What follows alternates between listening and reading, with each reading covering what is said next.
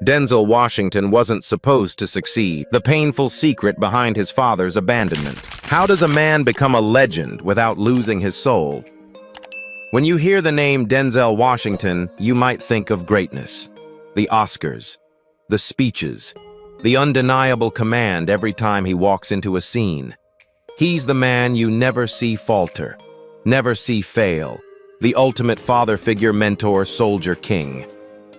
But what if I told you the man behind those unforgettable roles had spent his entire life trying to escape the shadow of someone else's pain? Before he was Denzel, the icon. He was Denzel Hayes Washington Jr., a young boy standing in the ruins of his parents' crumbling marriage, watching his preacher father walk out the door and never come back. At just 14, he learned that even the most holy of men could abandon their flock, and even the strongest of families could break. That moment didn't just leave a scar, it became the fuel for every performance he would give for the rest of his life. He didn't scream, he didn't lash out. Instead, he watched, he listened, he studied people, and slowly he built a fortress within himself, made of discipline, of focus, of silence. A fortress the world would later mistake for perfection. But the truth is, Denzel Washington is not perfect, and he's not trying to be. What he is relentless. Behind the calculated calm, the military precision, the unwavering stare was a man chasing redemption. Not for anything he had done, but for everything he was afraid he might become. A man like his father, a man who leaves. From the stage in Harlem to the set of Training Day, every role was more than just acting, it was therapy. It was confession. It was rage wrapped in poetry. He was never just playing a corrupt cop or a civil rights hero. He was performing surgery on himself. Every tear, every outburst, every quiet moment of pain was real. And then there's the irony. The world praises him for portraying broken men so perfectly, addicts, liars, revolutionaries, when in reality the most broken part of Denzel has always been the boy inside, the one still hoping that playing enough good men would somehow make the ghosts go away. So why do we watch him so intently? Because somewhere deep inside we recognize the storm he hides, and we know, even if he never says it out loud, he's not just telling a story. He's telling his story. Stay with us, because what you're about to hear next will take you deeper into Denzel's roots than you've ever gone before, from his mother's prayers to the moment he nearly gave it all up, and the truth about the role that changed everything. Before the fame, before the golden statues and roaring applause, there was just Denzel, not the legend, not the leading man, just a boy trying to survive the quiet wars of a broken household in Mount Vernon, New York. Born on December 28, 1954, Denzel Hayes Washington Jr. was the second of 3 children to Denzel Washington Sr., a Pentecostal minister, and Lennis Washington, a beauty salon owner. His parents were hardworking, devout, and proud, but their love didn't last. His father, known for his fire and brimstone sermons, was a powerful man of God, but at home, his voice often went silent. He was distant, disciplined, rigid. His mother, on the other hand, was the rock, fierce, determined, and unshakably loyal to her children. But no amount of strength could keep the cracks from forming. When Denzel was just 14, the family splintered. His parents divorced and his father moved out for good. That moment haunted him. He rarely speaks of it publicly, but when he does, there's a shift in his tone, a quiet storm. In an interview years later, he admitted, "I didn't see my father much after that." He was never abusive, but he was never around. The absence echoed louder than any words ever could. That void would shape how Denzel approached manhood, fatherhood, and even fame. After the divorce, Lennis Washington sent her son away to boarding school Oakland Military Academy in New Windsor. It was meant to keep him away from the rough streets and bad influences creeping into Mount Vernon. She feared he might go down the wrong path like so many boys she'd seen fall. For Denzel, it was a wake-up call. The structure, the isolation, the uniforms, It straightened his spine and cleared his vision. For the first time, he realized he didn't have to become what he came from. But even as he walked the disciplined path, he was still a young black boy in America, a system designed to forget or flatten boys like him. And yet Denzel wasn't content to be flattened. He was sharp, observant, and curious. After high school, he enrolled at Fordham University. His initial plan, journalism. He had a way with words and an eye for the truth. But while attending summer camp as a staff member, he participated in a talent show, and something shifted. A colleague saw it immediately and told him, "You have something. You should act." It was more than a compliment. It was a calling. From there, he pivoted. At Fordham, he began studying drama and theater. He performed in campus productions, discovering a love for Shakespeare and August Wilson. After graduation, he continued honing his craft at the American Conservatory Theater in San Francisco. Unlike many aspiring actors, Denzel didn't chase fame, he chased discipline. He didn't want to just be on stage, he wanted to master it. And he did. Whether it was his early stage work in The Emperor Jones or Othello, or his TV breakout role on the medical drama Saint. Elsewhere, where he played Dr. Philip Chandler from 1982 to 1988, Denzel didn't act, he transformed. Audiences could feel the intensity, the weight, the gravity. Every role he took had purpose, precision, and power. But it wasn't just talent that separated him from the pack, it was the man he was becoming off-screen.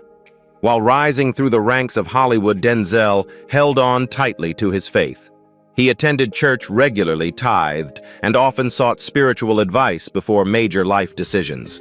Unlike many of his peers, he didn't get lost in the glitz or temptation. He got married early, an unusual move in the entertainment industry. In 1983, he wed Pauletta Pearson, an accomplished actress he met on the set of the television film Wilma. She saw something in him, not just potential, but a sense of purpose.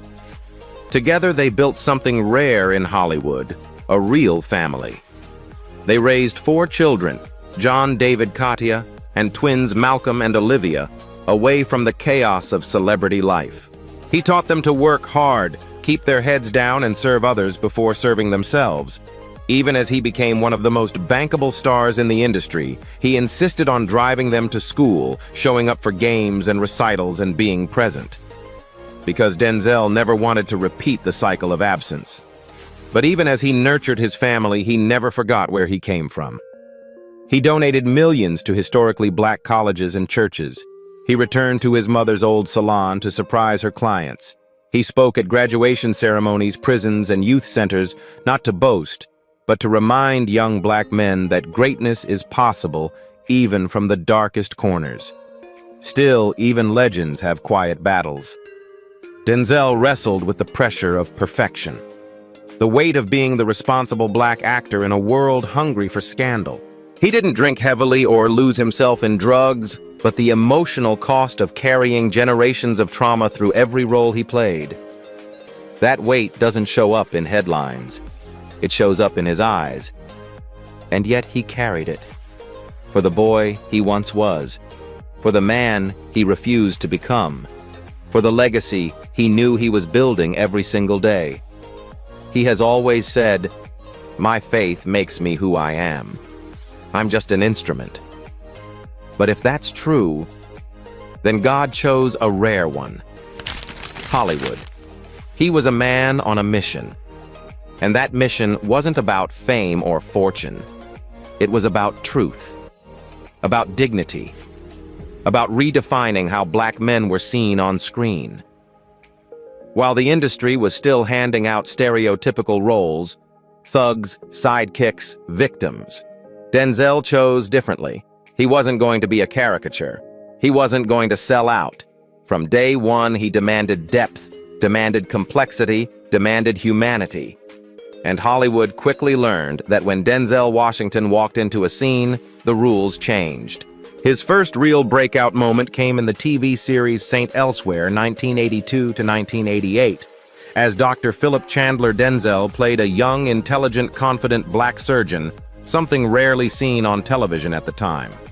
It wasn't just about the character's profession. It was about dignity. Audiences connected immediately. Black families saw a reflection of what was possible. White viewers saw a reality they hadn't been exposed to, and industry leaders. They saw a star rising. But Denzel wasn't satisfied. TV was just a step. He wanted stories that mattered, scripts that cut deep. And in 1987, he found one. In Cry Freedom, Denzel portrayed South African activist Steve Biko, a real-life leader of the anti-apartheid movement who died in police custody. It was a seismic performance. Biko's quiet strength, his fearless defiance, and the injustice of his death were brought to life with devastating power. Denzel's portrayal earned him his first Academy Award nomination for Best Supporting Actor and his first BAFTA nomination. But more importantly, it cemented his reputation as an actor who would use his voice to shake systems. Then came Glory 1989. As Private Tripp, a formerly enslaved soldier fighting for the Union in the Civil War, Denzel didn't just act, he bled. His character was raw, angry, scarred by a country that had stolen everything from him. In one unforgettable scene, he's whipped his back, already covered in scars, but he never breaks. A single tear rolls down his cheek. That tear won Denzel his first Oscar, Best Supporting Actor. He became only the second African-American man in history to win an acting Oscar after Sidney Poitier. Hollywood took notice. But Denzel didn't slow down. He wasn't chasing validation, he was chasing excellence. In 1992, he took on the role of a lifetime Malcolm X. Directed by Spike Lee, the film was a cultural earthquake. Denzel's portrayal of the civil rights icon wasn't mimicry, it was transformation. From Malcolm's fiery Nation of Islam speeches to his spiritual rebirth, after Mecca, Denzel captured every nuance with breathtaking honesty. Audiences were stunned. Critics called it one of the greatest performances in cinematic history. He earned his second Oscar nomination, this time for Best Actor, but lost to Al Pacino in Scent of a Woman. Many still consider it one of the greatest Oscar snubs ever. But Denzel didn't let bitterness touch him. He moved forward. Throughout the 90s, he continued choosing roles that mattered. In The Pelican Brief 1993, he played an investigative journalist opposite Julia Roberts. In Philadelphia 1993, he portrayed a lawyer defending a gay man with AIDS, a film that challenged stigma at a time when few dared. In Courage Under Fire 1996, he played a guilt-ridden army officer investigating a soldier's heroism. These were not easy roles. They were layered, flawed, real. And Denzel made each one unforgettable. He brought his intensity to every frame, whether it was drama thriller or historical epic. But in 2001, he would step into the darkness and win. Training Day changed everything. Denzel played Detective Alonzo Harris, a corrupt LAPD narcotics officer who manipulated, intimidated, and terrorized his rookie partner. It was the first time audiences saw Denzel as the villain, and he didn't just play bad, he redefined it. Alonzo was magnetic, terrifying, charismatic, and morally bankrupt. The performance was chilling. The Academy couldn't ignore it. Denzel won the Oscar for Best Actor, becoming only the second black man in history to receive that honor 38 years after Sidney Poitier. That night, when Poitier received his Lifetime Achievement Award and Denzel accepted his Best Actor Oscar, it felt like the passing of a torch.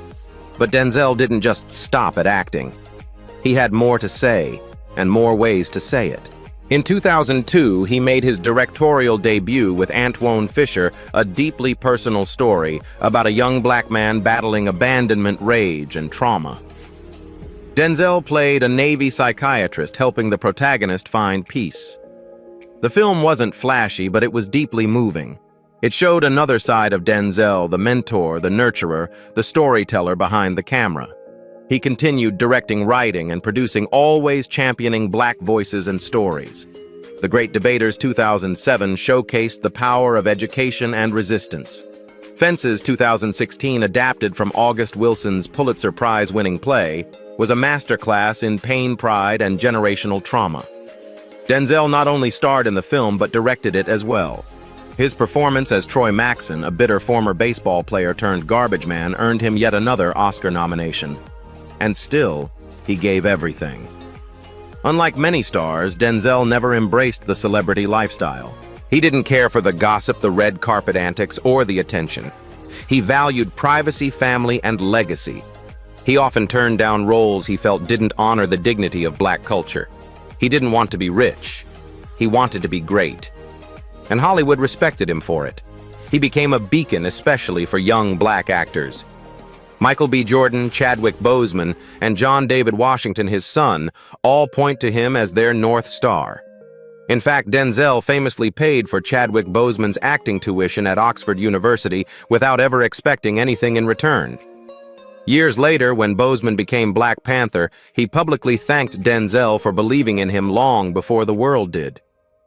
From awards to accolades, the honors piled up. The Golden Globes, the SAG Awards, the Cecil B. DeMille Lifetime Achievement, the American Film Institute's Lifetime Achievement, the Presidential Medal of Freedom in 2022, and in 2020, the New York Times named him the greatest actor of the 21st century. But for Denzel, none of that was the goal. He once said, "Acting is just a way of expressing your soul. If I can help someone heal, if I can give someone hope, then I've done my job." And maybe that's what makes him rare. He never tried to be a celebrity. He became something far more powerful. A standard. To most of the world, Denzel Washington seems invincible, controlled, powerful, unshaken. A man who doesn't just play roles, he embodies leadership, morality, strength. But what if the very image that made him beloved also became his greatest burden?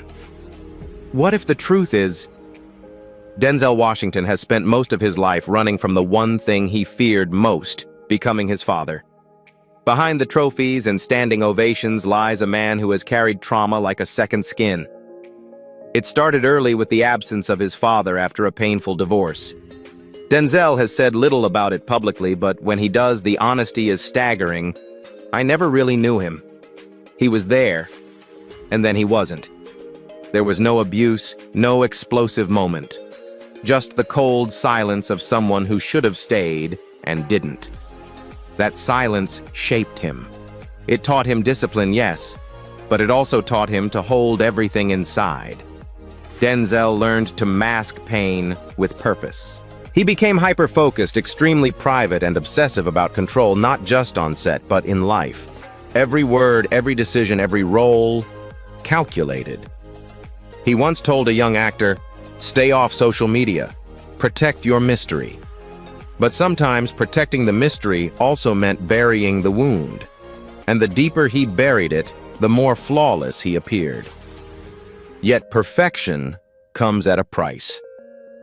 While Denzel has never been the subject of tabloid scandals or public meltdowns, he's battled intense internal pressure, the pressure of always being the example, the ideal black man in Hollywood.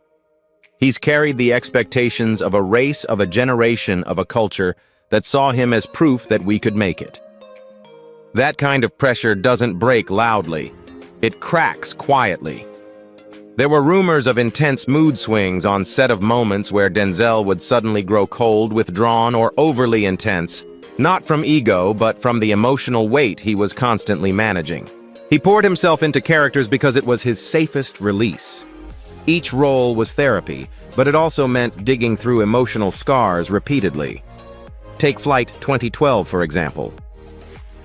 The role of Whip Whitaker, a drug-addicted pilot hiding behind charm, is one of his most vulnerable performances. But what most don't know is that Denzel struggled emotionally while filming. Not because he related to the addiction, but because he understood the need to appear strong while secretly unraveling. In many ways, that role mirrored his greatest fear, that beneath the exterior he was still a boy abandoned. Then there's the toll of representation. Denzel has often been described as the moral center of Black Hollywood. But behind that title was an unspoken burden: don't slip, don't show weakness, don't fall. And so he never did, at least not publicly. But insiders speak of the emotional toll, the isolation of being at the top, of not being able to truly confide in others, of constantly shielding your family, your faith, your flaws. At times, Denzel wrestled with his role not just as an actor, but as a symbol. "I'm not perfect," he once said, "but I'm consistent." Even his marriage, long regarded as one of Hollywood's rare success stories, hasn't been without shadows. In the mid-2000s, whispers of infidelity and separation swirled through tabloids. Denzel never addressed them directly. Instead, he doubled down on privacy. But his wife Pauletta, in a rare interview, admitted marriage had been hard-earned, saying, "A marriage takes work, and ours is no exception." Still, they stayed, because Denzel never wanted to abandon his children the way his father did. That alone, he once said, would be my greatest failure. Faith became his anchor. For years, he's spoken openly about reading the Bible daily, about fasting, about seeking spiritual guidance. But even faith at times is a battle. Denzel often says, "You pray for rain, you gotta deal with the mud too." Those words aren't just metaphor, they're confessions. And in the rare moments when he speaks candidly, it becomes clear Denzel Washington is a man who has spent his life building an image of strength not for fame, but for survival. Because if he ever truly unraveled, who would the world blame? Who would they replace him with? He is not afraid of failure.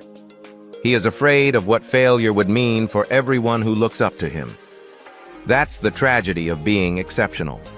The higher you rise, the less room you have to fall. And yet through it all, Denzel never asked for pity, never demanded praise. He kept showing up, on screen, at home, in church, quietly battling, quietly building, quietly bleeding, for roles that changed people's lives. Because that's what heroes do, even when they're hurting. In a world that constantly demands performance, Denzel Washington chose purpose. When others chased attention, he chased excellence. And when the spotlight burned too hot, he stepped back, not to retreat, but to protect what mattered most: his family, his faith, and his dignity. There's something rare, almost revolutionary, about a man who could have been anyone, played anything, and lived any way he pleased, but instead chose to stand still in his truth. Denzel never had to shout. He never needed scandal to stay relevant. He never compromised. And because of that, he became more than just a great actor. He became a standard, not just for black actors, not just for Hollywood, but for men, for artists, for fathers, for anyone who's ever been broken and decided to build something better out of the pieces. His silence was never emptiness, it was armor. His intensity was never ego, it was protection. And his greatness, it was never about being better than others. It was about being better than the man he feared he could become. He once said, "Ease is a greater threat to progress than hardship." And he lived that truth. Every role, every word, every decision was a step toward growth, never comfort. Denzel Washington didn't just act. He healed through his art. He didn't just break boundaries. He built bridges across them. And in doing so, he gave us all permission to expect more from our heroes, from our stories, from ourselves. As we reflect on his journey, we realize something powerful: Denzel never needed to tell the world he was a king. He just carried himself like one every day. That is the true legacy of Denzel Washington. Not perfection, but intention. Not fame, but impact. Not noise, but truth. We want to hear from you. What's your favorite Denzel performance and why did it move you? Drop it in the comments. And if this story inspired you, share it. Let someone know that behind every strong man is a stronger story. Don't forget to like, subscribe, and hit the bell icon so you never miss a story from Legends of Black Excellence, where we honor the legacies that shaped our world.